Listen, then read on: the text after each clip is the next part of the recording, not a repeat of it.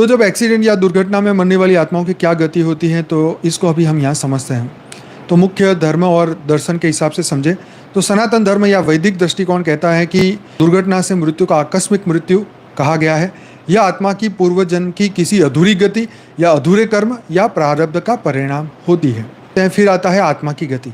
यदि आत्मा धार्मिक, पुण्यात्मा या साधक रही हो तो यह उच्च लोक की ओर जाएगी, जैसे पितृलोक, स्वर्ग या ब्रह्मलोक। ब्रह्मलोक मतलब यहाँ परमधाम, ब्रह्मा जी का, ब्रह्मापुरी नहीं, ठीक है। तो ये धार्मिक अगर पुण्यात्मा, इसीलिए कृष्ण ने भी अर्जुन को कहा ना कि अगर तेरी मृत्यु अगर यहाँ हुई इस युद्ध में, तो स्वर्ग का सुख तुम पाओगे। तो यहाँ पर भी ये लिखा है कि धार्मिक आत्मा, पुण्यात्मा या साधक हो तो वो उच्च लोक की ओर जाएगी, ठीक है। यदि मृत्यु अचानक, दर्दनाक, बिना मानसिक शांति के हुई हो तो आत्मा कभी कभी भटक भी सकती है। प्रेत योनि या सूक्ष्म जगत में फंसी आत्माएं भी हो सकती है, फंस जाती है वहाँ। गरुड़ पुराण व महाभारत में कहा गया है कि ऐसी आत्माओं को विशेष संस्कार और श्राद्ध की आवश्यकता होती है ताकि वे अपने गति को प्राप्त कर सके। तो गरुड़ पुराण कहता है कि अपमृत्यु पथभ्रष्ट आत्माओं को कर्म और देवी सहायता से गति मिलती है।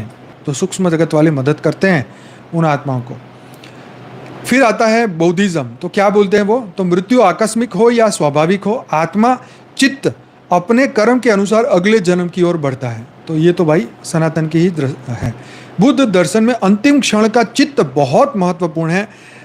दुर्घटना में मृत्यु से पहले का मानसिक भाव अगले जन्म को तय करता है।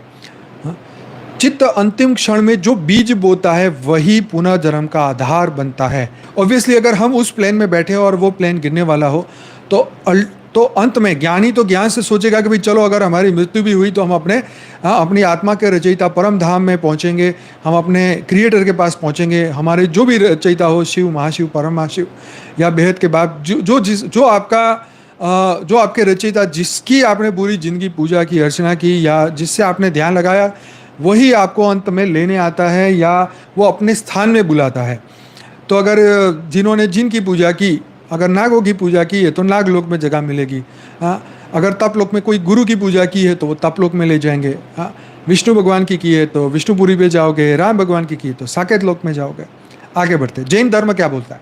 मरण का प्रकार गति का निर्धारक नहीं है। देखो क्या मस्त बात लिखी है कि किसी को हार्ट अटैक हो गया या बैठे बैठे चला गया या आंखें बंद करी और ऊपर चला गया, तो मरण का प्रकार गति का निर्धारक नहीं है। तुम इससे नहीं कह सकते कि इनकी मृत्यु ऐसे हुई इसका मतलब ये पापी आत्मा था, ऐसा नहीं है।